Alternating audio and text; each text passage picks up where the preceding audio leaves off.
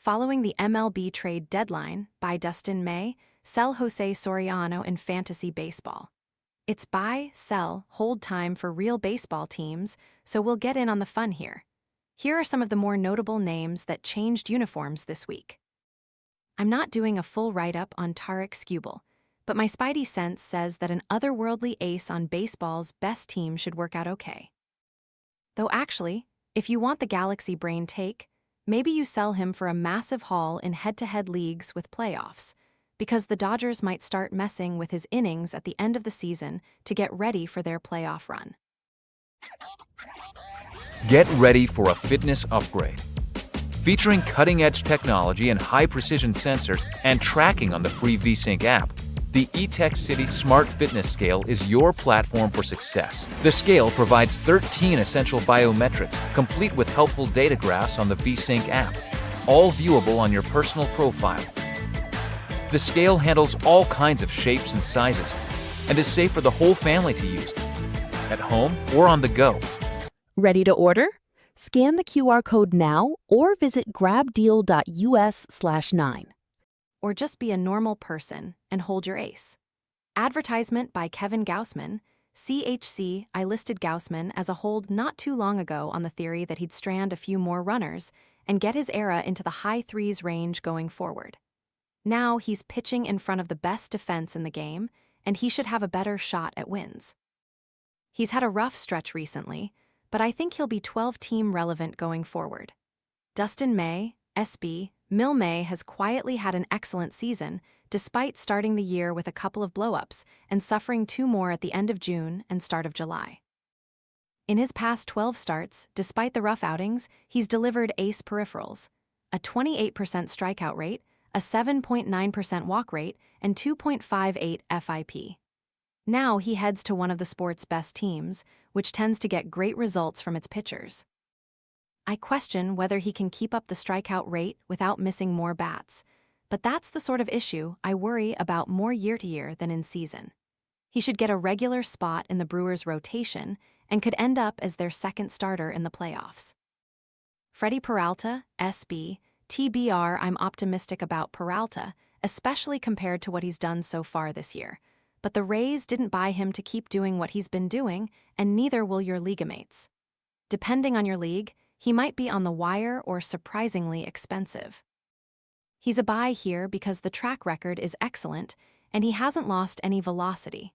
The Rays have a reputation for getting great results out of good stuff. Presumably, they see something to work with here. The weird part is that Peralta's stuff has been down across the board this year, and it hasn't been any better in his recent starts. The trade gives you something to dream on, but don't pay full price for that dream. Cade Anderson, SB. See, it's time, right? The trade of Luis Castillo opens a spot in the Mariners' rotation, and out of a sense of decency for opposing hitters in Double-A, the Mariners should bring up the sport's top pitching prospect. With Emerson Hancock and Bryce Miller, they still have a good starting 5, but the guess here is that one of them becomes a long reliever and Anderson makes his debut soon. You never know how a player will fare in their first look at the show, but Anderson has ace-level stuff. Advertisement sell José Soriano, SB. Tor. I don't like this one for the Blue Jays. Part of it is that they're paying for 2 months in a season that isn't especially meaningful for them. This is a next year and beyond trade for them. But the other part is that I'm not that into Soriano right now. His stuff plus has tumbled in his past 10 starts to 93, from 102 in the dozen starts before then, partly due to him losing a tick on his fastball. He remains excellent at inducing grounders, and he still gets strikeouts, but he gives up too many walks, and the stuff downturn has coincided with worse results on batted balls. He still logs plenty of good starts, but I don't trust him. Robbie Ray, SB. SDP. I don't see too much to work with here, now that the K rate is barely above 20%, but Ray has an ERA of 1.09 over his past 7 starts. He's mostly achieving that by not giving up home runs and stranding lots of runners. I'm willing to give him a little bit of wily veteran credit. Maybe he's figured out how to keep hitters off balance with his limited stuff, but I can't bet on him to keep this up. Taylor Ward, OF. C. Ward's power has taken a big step back this year, and I don't expect that to change in Seattle. He has managed to compensate by turning into a walks machine, so he still plays in OBP leagues, but that's about it. I also wonder if he will get regular time against righties or if he's mostly a short-side platoon now. The Mariners have gotten good results out of their hitter acquisitions recently, but I'll believe it when I see it here. Luis Castillo, SB, CHW. I'm not sure if there's a buyer on the other end here, but if there is, go ahead and sell. Nothing has been working for Castillo this year, and moving out of a pitcher's park won't help. If you want some hope to reach for, he managed a pretty good season last year with similar stuff plus, location plus, and pitching plus numbers. You can fish for wins with favorable matchups, but he'll always be a ratios risk. Hold Joe Adele, OF, CLE. I wished for a change of scenery for Adele, and the baseball gods must have been listening.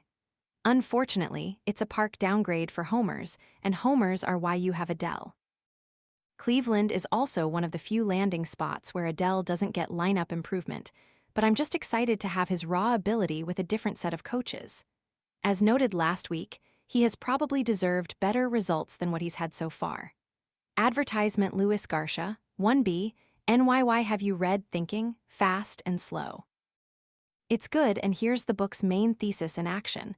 I hear hitter traded from the Nationals to the Yankees, and the fast part of my brain immediately says upgrade.